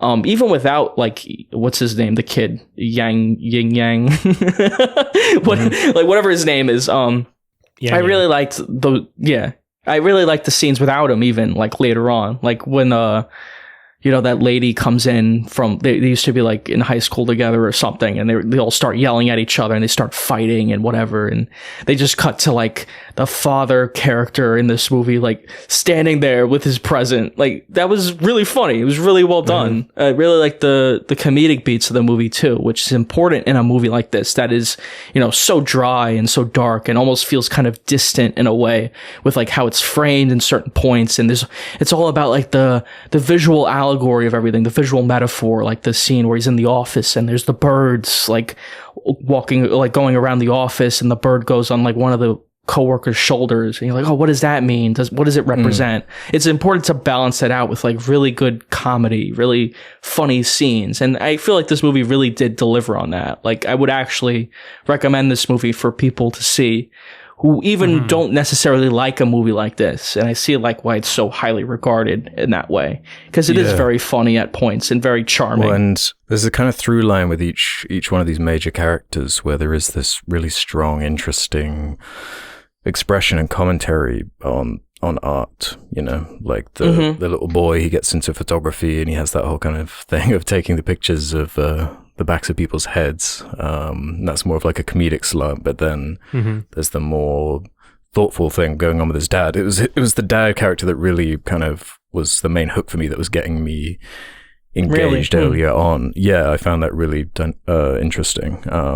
But I'll get into that more in a second. But he has this whole thing with this Japanese businessman he keeps talking to, and he's talking about, because they have to speak in English because of the language barrier, and they're talking about, like, music, and he has this whole arc where, because he's this kind of, he's, like, middle-aged, he doesn't really know what he's doing with his life, he's like an engineer, and he has this old fling that he's kind of reconnecting with, and he doesn't know really where he is, and this whole, like, business dynamic that he winds up kind of snapping over the phone to one of his associates about, like, how just how brutal and ruthless like the industry he's in is, and how upsetting it is to him. And then the daughter character, they have that great scene after they go see the movie, and they're kind of talking about like what movies are to them, and she's more of like I just like this one thing, but the boy, well, he's not the boyfriend at the time, or it's kind of the friend of the boyfriend of one of her friends. And he's talking about the range of emotions movies can be, and talking more broadly about it. And it is a delicate thing, because it might sound like they're just kind of communicating bluntly, like what the movie's trying to say, but it is communicated through like this delicate dialogue that does feel like something people would naturally bring up or talk about. And yeah, it's just delicate enough to not be too heavy-handed, and it does feel naturalistic and real. I absolutely loved the scenes with the Japanese businessman and the dad. I especially loved that one with the magic scene, where he calls him a good man, and it's like a really perfect. It's an impeccable scene as far as like how it's paced and where it begins and ends. With that guy kind of peeking in at the end, asking who won, thinking it's like gambling, and feeding into the whole like business side of it, because he's trying to settle a deal with the Japanese company, and it all just winds up being like this fruitful like nothing event. And it kind of feeds into what that dad character's going through, where he doesn't know where he stands, and he's trying to find some meaning in what he's doing. And yeah, I found that character to have a lot of depth and like a lot going on with him. Adam, what do you think? Well, I think that like this is a movie that like, even if I'm not fully absorbed into over the course of the entire film in terms of like what it's going for overall, like it's something that I watch and it's like, okay, this is undeniably really, really well made, and there's a lot about it that I love. I really like how believable the performances were, and this is one of those things where it's like you can tell that a lot of it is coming from good directing, not only just from the child performances being good, where it's like, okay, you have to have a competent director if you want to be able to direct a child properly, but also just how physical a lot of these performances were. There's quite a few shots where there's, a huge amount of characters within the frame, and it's kind of just fun to just watch, like just pick out a random character and just watch and see what they're doing. Like the guy standing up on the table with the jug of beer might be the implied focus of the shot, but you look over your left, you can also look at the guy who's like struggling to stand up, who just keeps resorting to like sitting back in his chair. And those are things that I really love about directing and about film, is like, you can create by your presentation, you can create the illusion that it is a real world and these are real characters just by giving thought and attention and detail to those tiny things. Yeah, it's really interesting because like the characters are really fleshed out and believable, and you care about them, you care about what's going on. But I just felt like, I guess over the course of the film, by like this at the end of the second hour, I kind of already was like, okay, well, I see what this is for the most part, and I was not entirely sure that the entire 3 hours runtime was super justified. Also, I've been busy as fuck. I was just at my brother's wedding and like scrambling to catch up on shit. Like after that, I was kind of fitting in this movie the only time I could, and I was already working the entire day, like before I started watching it.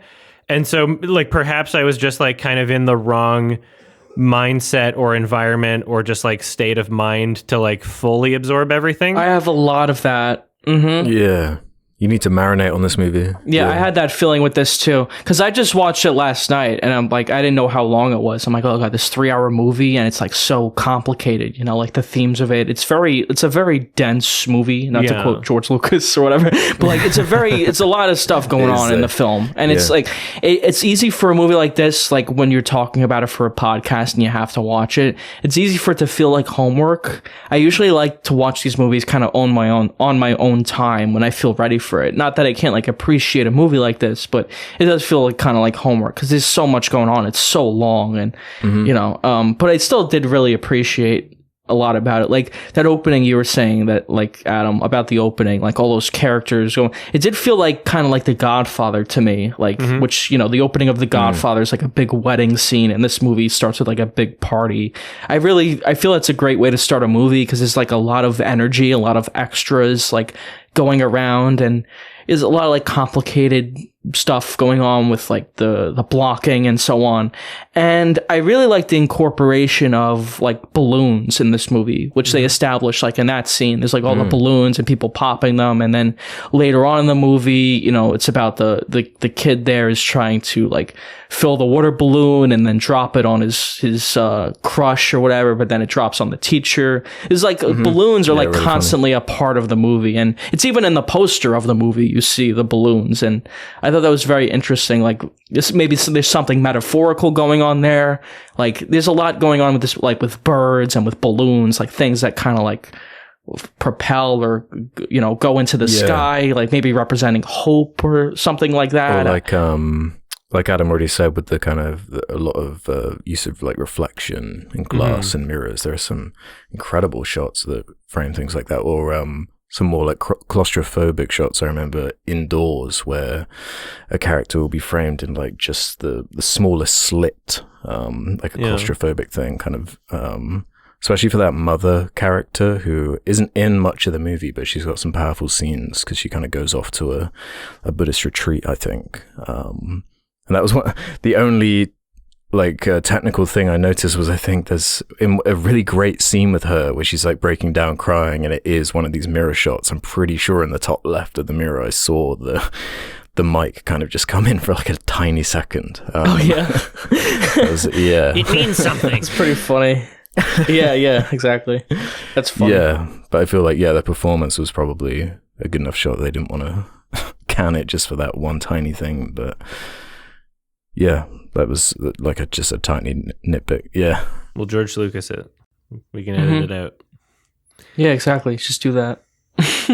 Yeah, so I felt that like while I'm consciously watching this film and being like, okay, I like these characters, I like how realistically they're being portrayed, even though I don't feel like every single set piece and every single moment that they show of every character doing everything was necessary for what they were trying to say overall, it still felt justified in the sense that the longer you spend with them, the more it feels like they're actually consistently building their character, the more you get a sense of atmosphere for the environment and the tone and the universe. Like, even if it wasn't necessarily entirely justified, for my opinion, just to be building on that narratively, it was at least building on it in terms of tone and in terms of like the overall feel of the film, which I guess I more or less got entirely by the 2.5 hour mark. But yeah, it for the most part, it felt nice that it was always constantly building on something.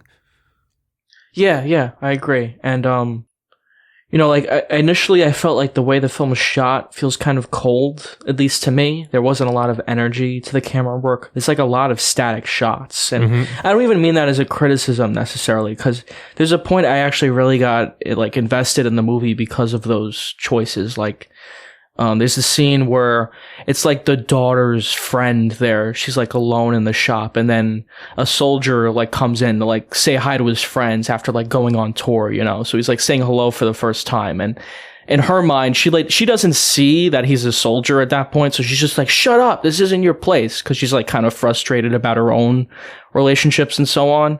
And just like the way that was framed is like, I don't know, you can see that like she was kind of in the wrong because she didn't realize the situation that was going on behind her, but you also understand that, they're being kind of obnoxious, and just like that framing was very, the way they presented that whole scene, it doesn't really take sides, and it's not really very manipulative. Yeah. And I like movies that aren't very manipulative in that way. Like even with the music, it's mostly diegetic music. It's not very like manipulative in that way either with the music. And those are choices I do like really appreciate in certain movies. And yeah, that's the advantage of those static shots. After a while, there's another really good one where they're by the elevator and the guy who he's like locked out of his apartment or whatever, and he's just in his shorts and he's like hiding from people sneaking in and out, and it just gives the actors like a good chunk of time to just act, like no BS, like no manipulation, as you're saying. It's like it's quite frank, and it takes a while to get going and to sort of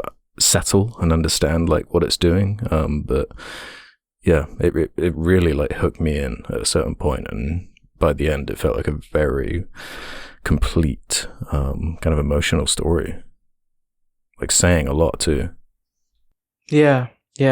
Movies like this are just so challenging, It's like hard to like rate them or make sense of them on a first viewing for me.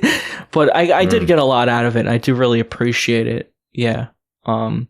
Even though I did find it challenging, and I find obviously challenging movies are very challenging to watch and to dissect, and that's why I read up on all these things and like trying to find the meaning of it, and like reading other critics and like what they thought of it, and just like, yeah, I don't know. I did really appreciate the movie.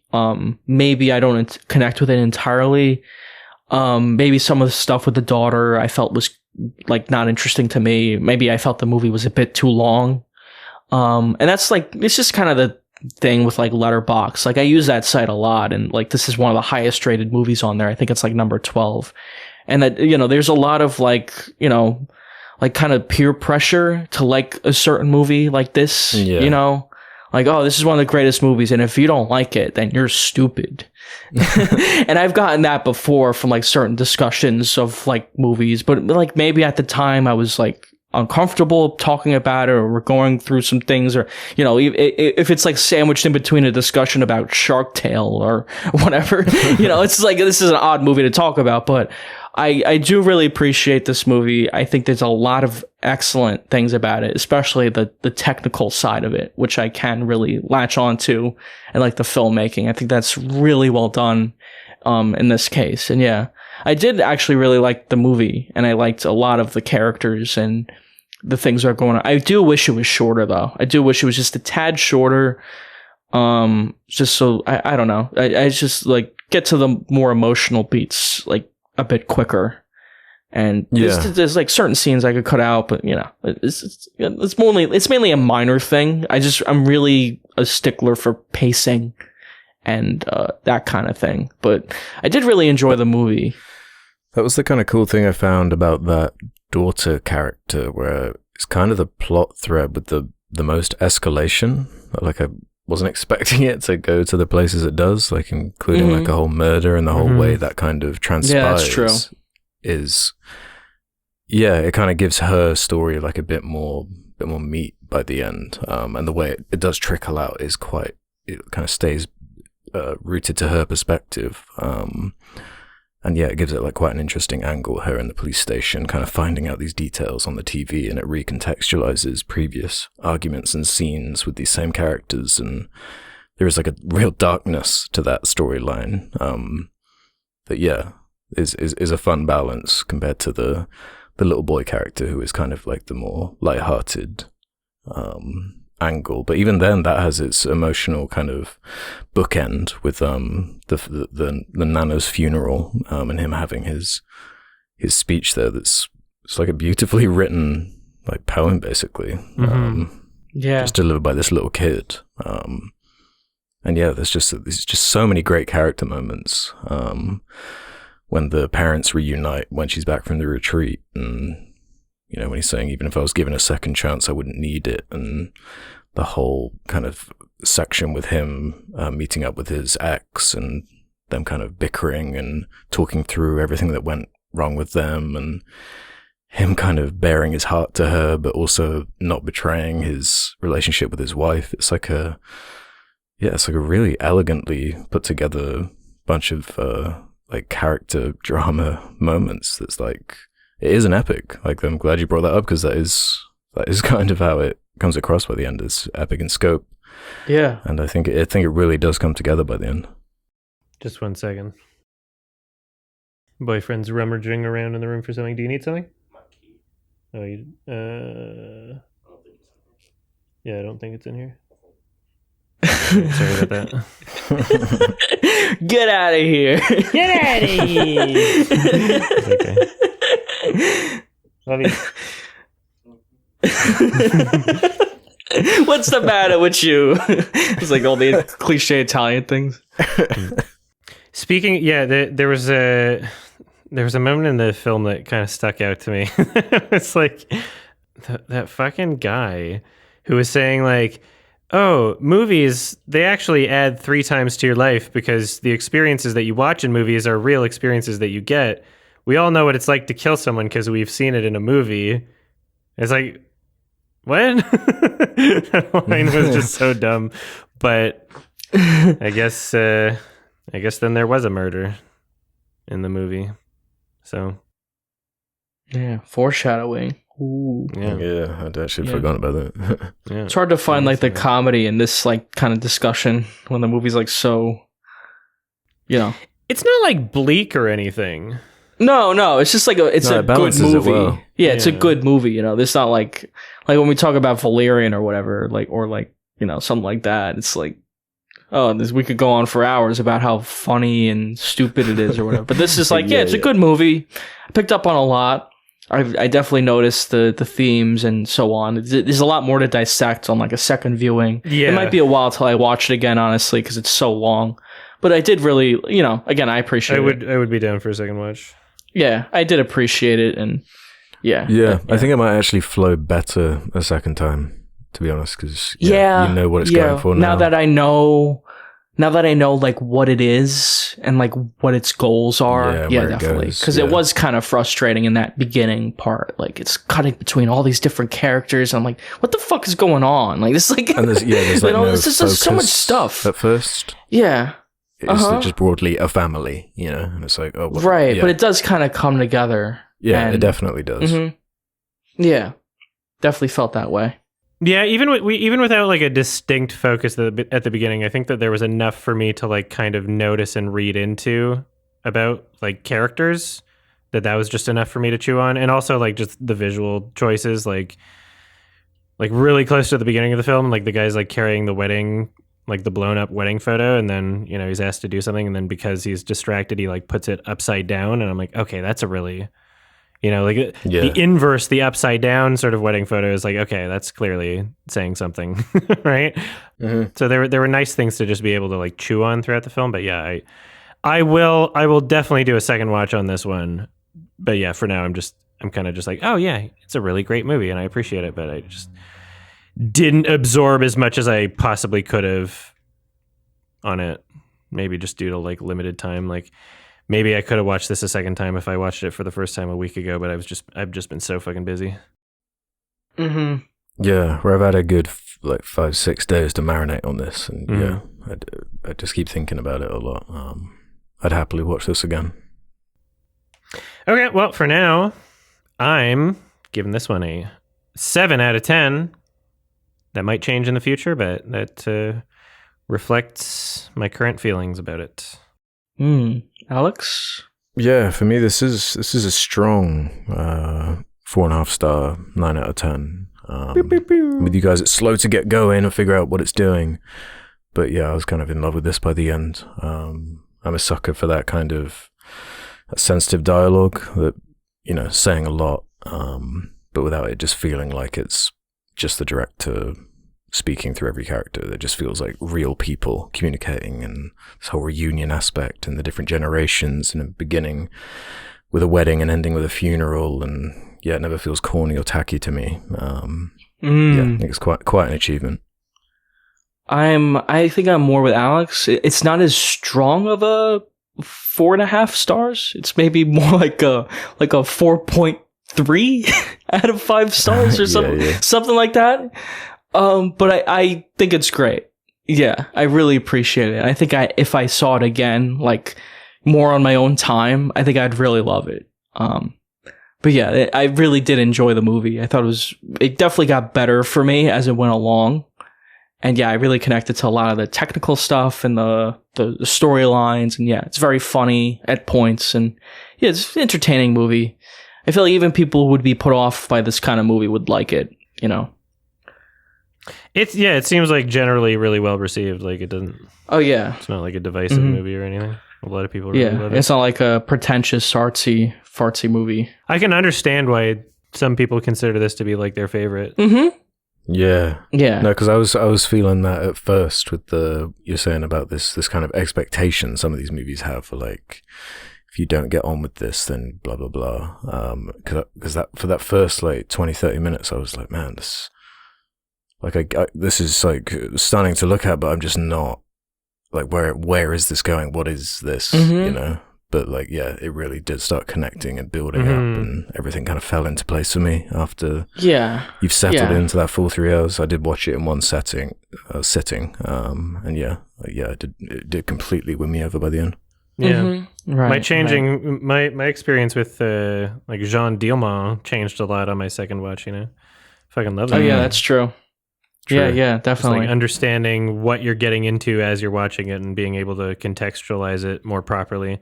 And also, like, I don't know, there's certain, I guess kind of what I was feeling watching this film is a lot of the movies that I enjoy that are really long, they have like I guess a lot of them have a bit more, what's the word? I guess like kind of showy moments in them. Like Lav Diaz is like a slow cinema director, and one of his movies is like 4.5 hours long.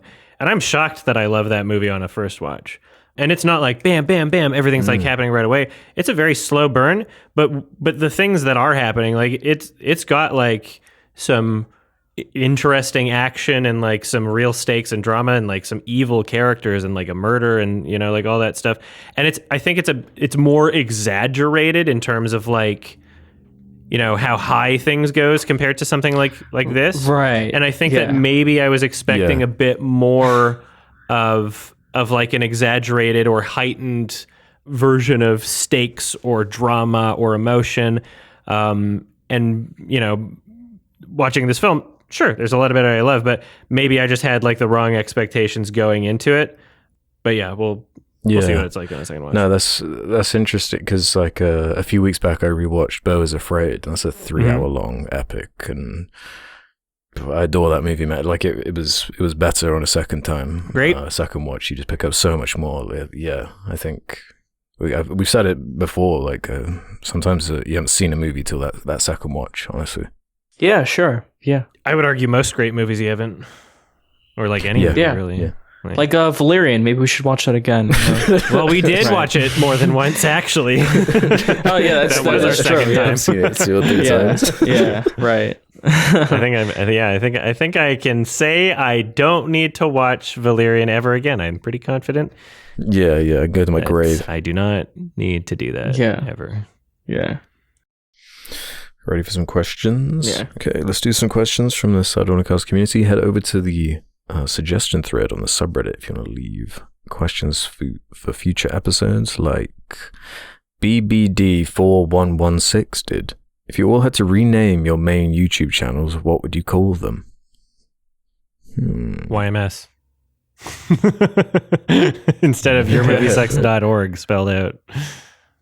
Yeah.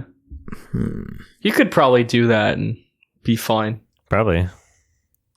I got the so why not? What's stopping me? I got like the new channel URL thing, like the @YMS. I snagged that one. That was nice.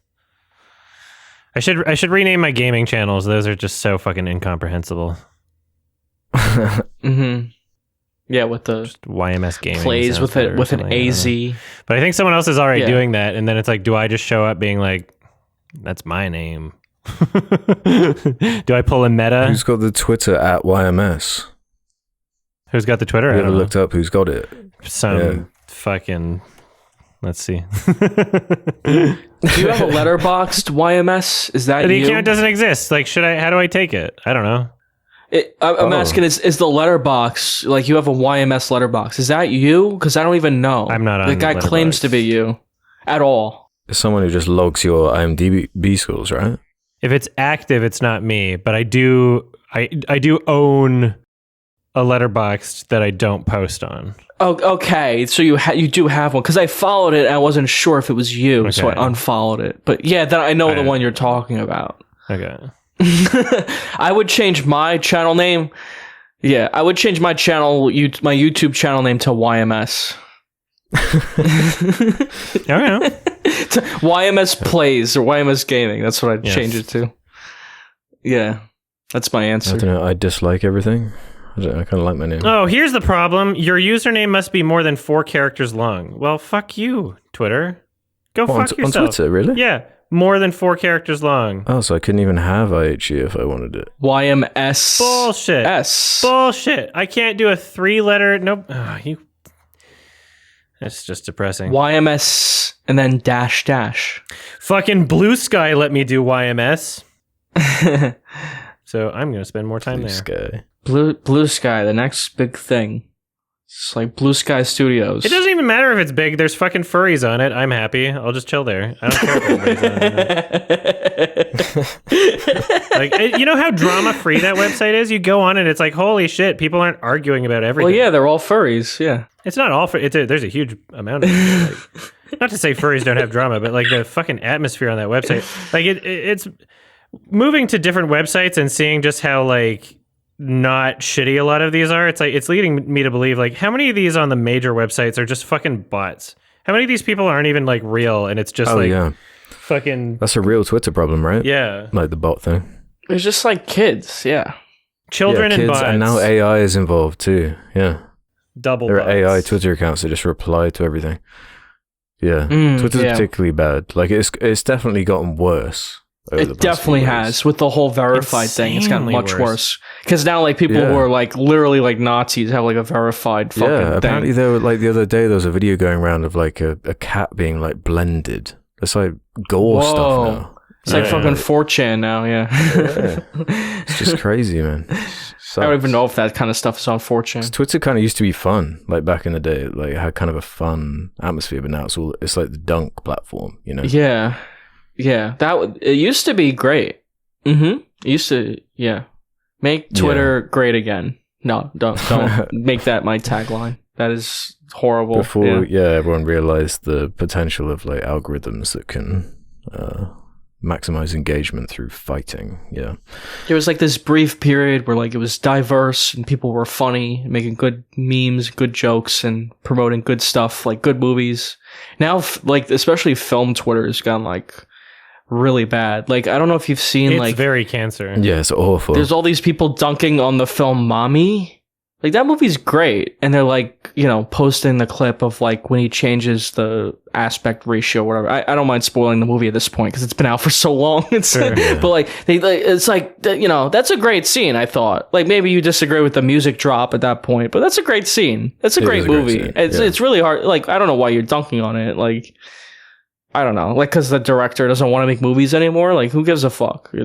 You know, making movies is fucking hard. Like, I get it. He's started making movies when he's fucking young. Yeah, no, that's what I'd change my YouTube channel name to. Is please restore the Snyderverse everything. That'd be my thing. So, I've got this like secret Twitter account that like I've ruined. It's already ruined on the main feed. I know what it is. In the search bar, I just searched, Snyderverse. And man, like my feed now is like the craziest culty Snyder fan. It's actually insane. You don't actually understand how many of these people there are. I understand it. Don't believe me. I understand it. It's crazy. Like every few minutes there's a new one. It won the Oscar cheer moment.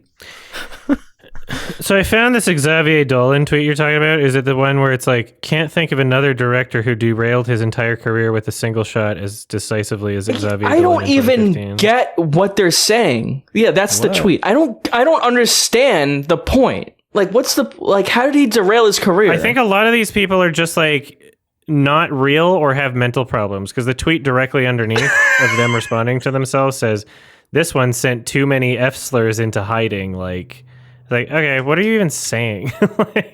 What does it even mean? Like, how did that one shot derail his career? Like, it doesn't even make any sense, like, what they're saying. And I've seen people quote retweet it, and I'm like, it doesn't make sense. Like, what does that even mean? You know? Is it just outrage bait? Is it just bait? Like, you're just happy that people... Yeah, it's engagement bait. Yeah, I think it is bait. Because then it gets quote Yeah. tweets, it gets people angrily replying to it, it gets boosted in the algorithm. Seems like that's the whole point. yeah, of so on Twitter, everyone's you know? feed. Yeah, definitely, 100%. It seems like people do that because they feel like they're supposed to do it on the platform. Like the environment itself is just bringing more out of it, you know? Yeah, I can't get over how meaningless that tweet is.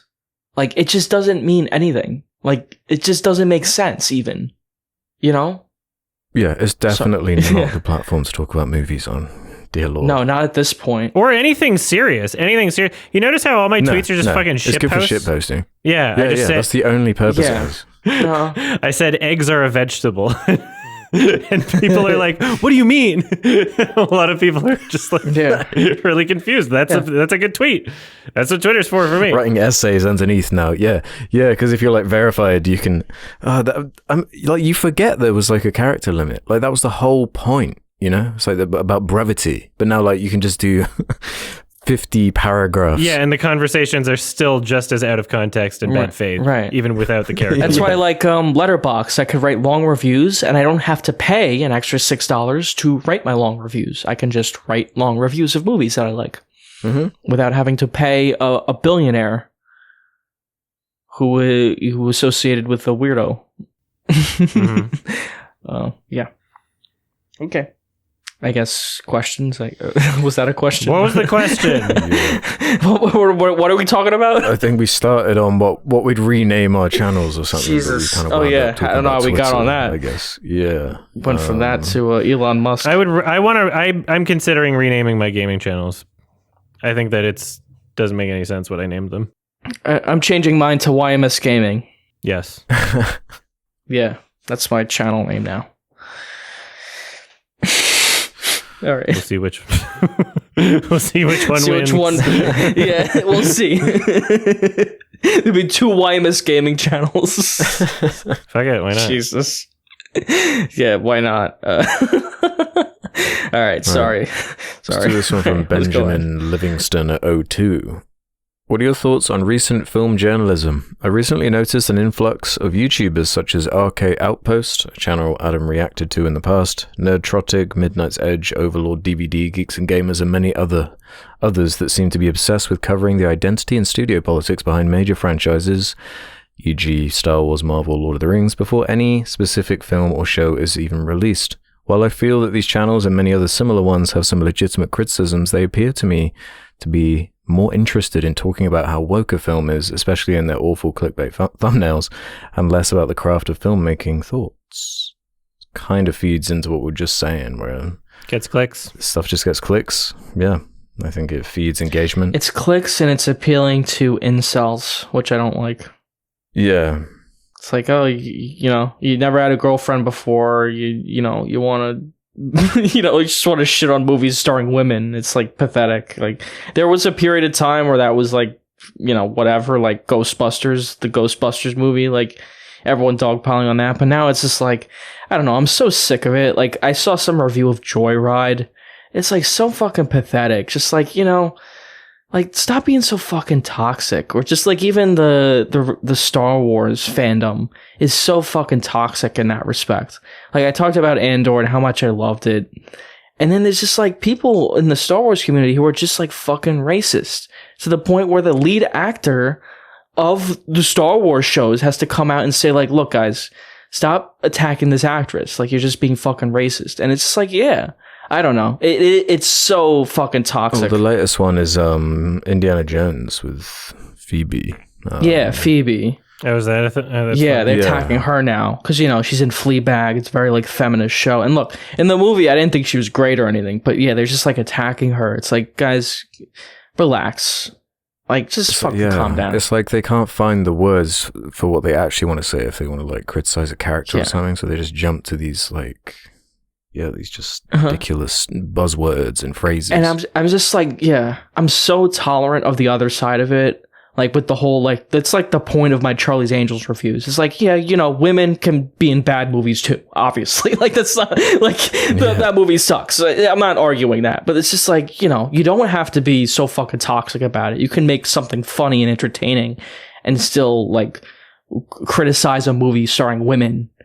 Without being like on that Charlie's Angels review, I got so many comments defending Gina Carano because they said like, you know, that Charlie's Angels show, there's like there's like pretty women in that show, like Minka Kelly, she's gorgeous, you know, but she's like, you know, I can't believe that she would beat up like a full grown man with muscles or whatever, like this giant dude.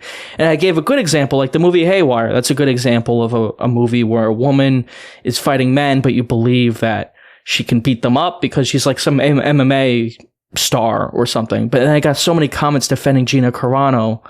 And it's like, guys, what she said was fucking anti-Semitic. She's an anti-Semite. She compared like COVID to like, you know, concentration camps in Germany and like Nazis. It's like, that's wrong. Yeah, it's crazy. Like, it's crazy. And it's like Lucasfilm fired her for that. And like, you're giving me shit for it? Like, come on.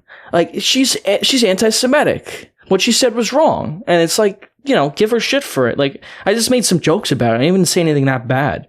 But yeah, I got like all these comments like, well, if you were this, you know, everyone's going to say something wrong and then you're going to get attacked for it. And it's just like a bunch of bullshit from like people who are probably anti-Semitic themselves. And I just hate that kind of fucking online community. I try to distance myself from those kinds of people. A continued lack of nuance with these conversations, right? Like with the whole Little Mermaid thing, you know. Yeah, like, she's black, so the movie sucks. It's like, it's like literally the conversation. It's not even any more subtle than the way I'm presenting it. It's like, this woman's black, she's not a good character because she's black. And that's like the end of it. And it's like fucking pathetic. It's like, can't you like go get fucking laid? Go get fucking laid and like get a life. Jesus, it's awful. But then, yeah, speaking of Twitter, I saw someone did like a fan art of the Little Mermaid, but they'd done her as like the character from the 90s version, and they're getting a bunch of hate because they weren't black. It's that's what like, are we who's even, this? talking about, man? Yeah, it's such a nuance. Yeah, again, there's people on the other side who are ridiculous too, like nitpicking every little fucking thing, you know. Yeah, it's just so extreme. Everything's so loaded. You know? Like, I'm sure there's people who think I'm sexist for reviewing like a Charlie's Angels movie at all. But like at the end of the day, I'm like being funny. I'm joking. Like, I'm making jokes about the movie. It's very lighthearted and it is funny. Like, you know, I don't know if you've seen my review, but it's very funny. Like the jokes I make, the references to like Punch Drunk Love or whatever. Like, it's very lighthearted. It's not so mean spirited like I feel some of these other YouTubers are. And that was like kind of my point making that video. I don't know. Because, you know. And like, plus you make a review of a movie with a bunch of beautiful women. Like, who doesn't want to watch that, you know? Like Kristen Stewart. I'm interested in people who are passionate about film, even if their lens is like unrelatable through which they view film. What pisses me off is people who like wouldn't be talking about film at all unless it was like a weird culture war issue, like Ben Shapiro and Matt Walsh and like Ben Shapiro, and then all these clone channels like Jordan Peterson are just trying to capitalize off of like a lot of the same thing, where it's like you're not even really talking about art. You're kind of just like, any excuse you can get to talk about why something is woke and therefore it's bad is you're just kind of grasping onto it. Yeah. And it's just kind of, it's like repetitive, and it's insane just how successful that can be financially. Jordan Peterson's review of Free Guy. That's like a really that's great. Just example. It's his favorite. I forgot about that. I think he liked the movie because it starred a white guy. It's like basically the point of the review. Like, you know. But then again, you have the other side where like Olivia Wilde made that awful movie, Don't Worry Darling, and it's like Chris Pine's character represents Jordan Peterson. It's modeled off of that. Yeah. And then she's asking Maggie Gyllenhaal in an interview, because they did like some actors table, like Olivia Wilde and Maggie Gyllenhaal. She's like, Olivia Wilde's asking Maggie Gyllenhaal what an incel is. Like, do you know what an incel is? And Maggie Gyllenhaal's like, no, because she doesn't fucking care, because they're worthless people. It's like, why you need to make like Jordan Peterson a character in a fucking movie? He's worthless.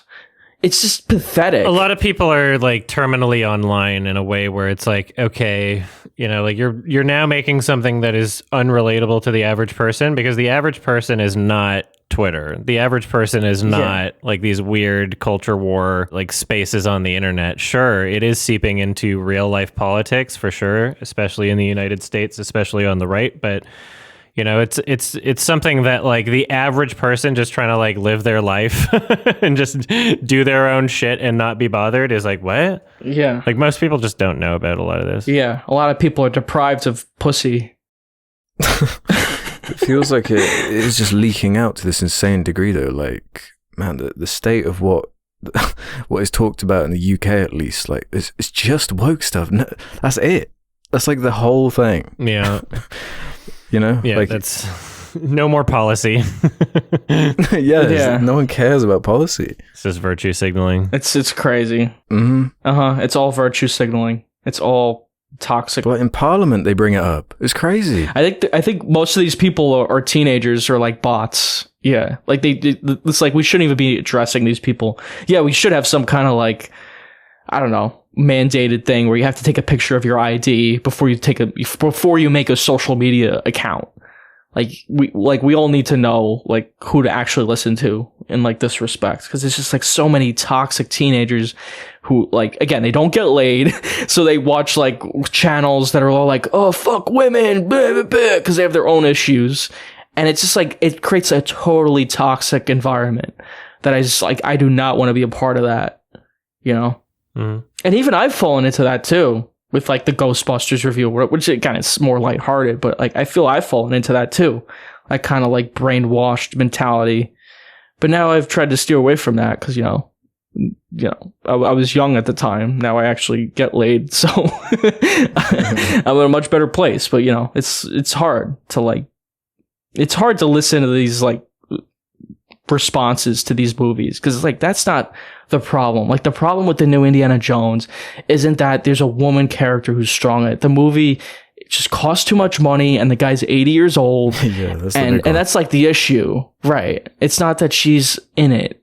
It's like, guys, come on, fucking calm down.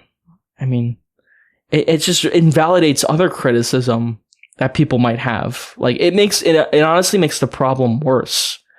Like in my mind, because like you hear these toxic people and it just makes the studios want to go another direction. Like it makes it's like, oh well, if you don't like women characters, then like we're gonna cast more women, and it's like it has the opposite effect than that these people like want, like from their movies. It's like it's just so toxic. Mm-hmm. Yeah, especially when like the companies realize they can kind of almost use it to their advantage in a way. Definitely, like, they can. If they've written like a shitty character, like what's her name, Reefer in the Obi-Wan show, like because there are all these like hateful people throwing these idiotic things around, it makes it more like difficult to criticize the character, because then you don't want to be brandished a certain way. There's valid criticisms for her character for sure. Like I watched that show. Like she's a dark side character. She's a bad guy. She turns to the light side at some point. Spoilers. And I felt that was like a bit too sudden. And it's like, but instead of saying that her character shift is too abrupt, they just go, she's a black woman and she's fucking stupid. And that's like the basis of their fucking criticism. And it's fucking pathetic. And it makes me so angry to like read that shit. It's like, they want to criticize other people, really, when they're fucking saying shit like that. It's unbelievable. It's so nasty. Yeah, the algorithms encourage it, man. Yeah, of course they do. Yeah, because they don't give a fuck. Yeah, gets engagement, gets mad engagement. Mm-hmm. Another question? Let's do this one from Walking Wheel 1. What do you guys think of people that celebrate movies making huge profits at the box office? Recent example is the Super Mario Bros. Movie, which hit 1 billion, leading to people I know being happy it hit that milestone. It personally bothers me because it's just people celebrating a corporate, but it's fine because the movie is a property they love and grew up with. I thought that question was going to go in a different direction, because what I've seen with some of the Mario people is them trying to say that because it was successful, therefore it's a good movie. Like, I think that that's entirely irrelevant. Like, we were mentioning Jurassic World, right? Like that movie was very successful. Everybody fucking hated it, right? So yeah, if it's a movie you love, you want to see it be successful, hopefully because you want to see more things like it, and you want to tell studios and investors and producers that, hey, you'll make money by doing things like this. I am more happy when, something like Everything Everywhere becomes like a huge thing, or Parasite, where it's just like, okay, like you're showing that you can do something different, or fucking like even the new Top Gun, to focus on like the action spectacle and like practical effects. It's still like it's not like a cynically made movie. Like I want to reward things where it's clear that people that made it are passionate about it. The new Spider-Verse, like I'm happy when those things make money. So yeah, sure. A lot of the money's going to the corporation, but this is the system that we currently have, right? So, all the money you make is going to your fucking landlord, right? So, but that doesn't mean you shouldn't make money. Yeah. Just try to exist within the system. Yeah, sure. I think I have more of an issue when movies I like do poorly. I think I have more problem with that. I always expect movies I like to do poorly. that's my expectation. Like that Scott Pilgrim movie, that really hurt. Because like I thought that was great. I thought people would really find it funny, and it bombed. And it's like, just because it bombed doesn't mean it's a bad movie, Like, it's actually really good if you like give it a chance. Yeah, it became a cult classic after. But yeah, I have an issue with that. At least Edgar Wright, like, it didn't hurt his career that much, Like, he was still able to go on after it. That's what's sadder to me, is when like a bomb like just kills a director's career entirely. What's that Under the Silver Lake? Like, he hasn't done anything since. I love that movie. That's a great movie. I love it too. We've all sung our praise or sung praises about it, but yeah, it's a great movie. It's just a shame. I just mentioned like Beau is Afraid. Like, I don't care that movie was a bomb. I'm glad I got it, and his next movie I think's already been confirmed. So like, they didn't care either. A24. They knew that would bomb, and it's just like, there's like, I'm not criticizing the movie for that, because I think some people took it that way. I was more just shocked that they would even like make a movie like that, knowing that it would not do well and be inaccessible, and just made it anyway because they believed in Ari Aster and they believe in art, which is great. I just have an issue with like discussing finances for a movie. I feel is an important part of a movie, to some extent. Yeah. Because they're such large investments. They're like comically large. The last time I actually was invested in a movie making money was Dune Part 1, because at the time it was like, if this wasn't a success, it wouldn't. Yeah, exactly. It wouldn't be a complete story without it doing well. So it's like, well, I want to see the whole thing. So please, like, go see it. Whereas, I just don't get it otherwise. Like, I don't care that a Transformers movie makes £1 billion or whatever, or a Super Mario Bros. Movie. Like, it's really not. It doesn't come into the quality of it for me. But I love Mario. It's my favorite franchise. I do as well. That's why I think the films suck. They do suck. They've gotten worse. David Robert Mitchell's got Untitled Anne Hathaway project in pre-production right now, so hopefully we'll see something from him soon, because I fucking love Under the Silver Lake. Yeah, I need to rewatch that soon. Yeah, a lot of people do. Yeah, I've rewatched it a few times. It's very rewatchable, even though it's so long. It's got great scenes. Flies by for me. Yeah, and but that movie was like 5 years ago. Like, I feel like it's like so fucking 2017. Like, that guy hasn't done anything since. I mean, it's not that uncommon to have 6 years between a movie or something. I would love if every director had a movie every 2 years, like Nolan does. But it's just a lot of them don't have that clout like he does. I don't know if it's necessarily even about clout, though, because like a lot of directors, I think, consciously choose to just not be releasing things constantly. There's a new movie coming out by fucking Sexy Beast director, fucking what's his name? Oh yeah. Like, he makes one Jonathan Glazer. Yeah, I can't wait for that. He hasn't made anything since Under the Skin. That's coming out this year. But man, that's why I love that Robert Eggers, because he's got stuff out every 2 years, 3 years. He's pretty consistent. Some people are surprising. He's pretty consistent with that. I love that. Yeah. And then the director of Tar makes a movie every fucking 9 years or some shit. Yeah. Or even like Tarantino, he's got one every like 4 or 5 years. Like, I feel like he's a little consistent. He just takes a long time, right, to like write his scripts. I think he cares a lot about like the script, and then he makes the movie. He just takes a long time because he really cares about like certain parts of it. But it depends what you're doing with art. I feel like just a lot of these guys, they can't get funding. Like, they just can't get the resources because they're not like established, like a Nolan or a Tarantino or like one of those guys, which is sad. Yeah, hopefully it's not that. Yeah. I'm really worried for the industry. Like at this point, especially with all these strikes going on. I don't know, movies not making money. Yeah, exactly. Yeah, how the fuck did Tar get made, like financially? Right. How the fuck did they give money to that and have it turn out like the way that he wanted it to? They figure like it'll get attention during awards Cult season. classic, yeah. Yeah, something like that. Right. I feel like good movies will eventually make their money. But then there's like an Under the Silver Lake kind of thing where it was so divisive. People were like critical of the nudity, or it was so complicated or so long, or it was like a bunch of things. A24 botched the release. That was their fault. That too. Yeah, they had no faith in it. And that happens too. Like the studios just dump something out because they have no faith in it. And it's like very quietly. It's not the director's fault. It's not his fault that they botched the fucking release of the movie. Because like it went straight to like the first time I watched Under the Silver Lake was on my television. It wasn't even a theatrical release. I'm like, really? Yeah, me too. I think. Yeah, I was trying to find it in theaters. It was like impossible. Yeah. Like what the fuck? Although I did watch it at Cannes. But after that point, it was difficult. But A24 produced The Idol.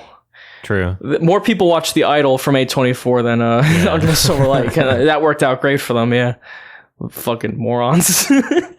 That show's terrible. Yeah. Speaking of Cannes, I'm a bit distracted because I'm getting all excited looking at this Jonathan Glazer movie, Zone of Interest. Holy shit, this looks very hype. It'll probably be at TIFF. This looks awesome. I'm really looking forward to that. Oh hell yeah, gotta check this out. Oh yeah, fuck yeah, for sure. Damn. Okay, should we do one more? We can do one more if you want. Okay, let's end on this one from Screwdy Pants. I've seen an increased trend with movies coming out in theaters recently to run to 2.5 to even 3 hours long, with examples such as John Wick 4, Avatar, Babylon, etc. Why do you think longer movies have become more increasingly popular even in the theater space, and you guys think the length is becoming detrimental to the quality of the movies? Love you guys. We were just saying this about the Barbenheimer thing, where Oppenheimer's, I think, 3 hours long. Yeah. It is becoming more common. It feels like it used to be much more of a rarity 10 plus years ago than it is now. It seems like really common. Even Indiana Jones was like 2.5 hours long. Way too long, that movie. It's annoying. It's like we don't have deleted scenes anymore. It's like deleted scenes just don't exist for big studio productions, you know? What's the incentive though? Why? Because they wind their way onto streaming services. Because they go into theaters with the intention of them being on the streaming service after. The longer it is on the streaming service, the more content there is that someone will watch before it's, you know... If it takes them longer to finish each show, then they'll theoretically be subscribed longer onto the service to watch every show that they want to watch. I think that's honestly true. it. That's part of it. I feel like it's just a trend at this point. It's like every movie's 3 hours long. So yeah, just make the new Fast and Furious 3 hours long. It's like it's just such a fucking trend. Because like as far as a theater space, it would be more beneficial if they were shorter. Yeah, that's what I was thinking. You show it more times in a day. Do they just not care about that model anymore? Is there just more money to be made streaming? Because even like I think there's more money in streaming. Yeah, there must be. Yeah, maybe. 'Cause the new Mission Impossible, that's 2 hours 43. Yeah. I was just looking at that the other day. Just every big movie seems to be like, it's not considered like important unless it's the big 3 hour epic, you know? Exactly. They want to be important. Yeah, I'm sure they figured out the numbers. Yeah. I don't mind if a movie's long as it's good. Engaging the whole time. Yeah. Yeah, good. Yeah. Right? Yeah. Yeah. Okay. All right. I think that's it. I believe it is Ralph's turn to recommend a film. Oh, it's my turn. Oh, wow. Okay. Well, considering we've talked about DreamWorks movies a lot on this show, it's become kind of a trend. I'm going to recommend... Can I recommend 2 movies? They're not going to be very substantial in investment, I don't feel. Like length? Yeah, I know we have a week till the next recording. I'm going to recommend Boss Baby. If you guys feel like watching Boss Baby 2, go right ahead. I'm going to watch both. I'm going to torture you guys with some Boss Baby. Oh my God. I've already seen it. I've seen the first one, and I never got around to the second. You made me watch Yee Yee. I'm going to make you watch... Yeah, I made you watch Yee Yee. So I'm gonna make you watch 2 Boss Baby movies. All right. Well, I'll do a fucking stream. Add them together, and that's probably the same length as you. Yeah. Yeah. I'll do a stream. God damn it. Yeah. God damn it. Ralph is gonna torture you this week, fellas, Yeah. with Boss Baby. Well, Hell yeah. if you don't want to be spoiled for Boss Baby and the Boss Baby 2 Family Business, have you both seen these or like? I've only seen the first one. I've seen the first one. I never saw Family Business. Never seen it. I'm with you. I'm watching both. Like, I'm going to do a double feature of Boss Baby. I'm going to get my Blu-rays from Target, and we're going to... Is it on 4K? Do we know that much? Is there a 4K Blu-ray? There must be. I mean, it's a new surely. movie. Well, if you don't want to watch Boss Baby 2, that's fine. You don't have to. I'm going to watch both. I feel like I kind of have to at this point.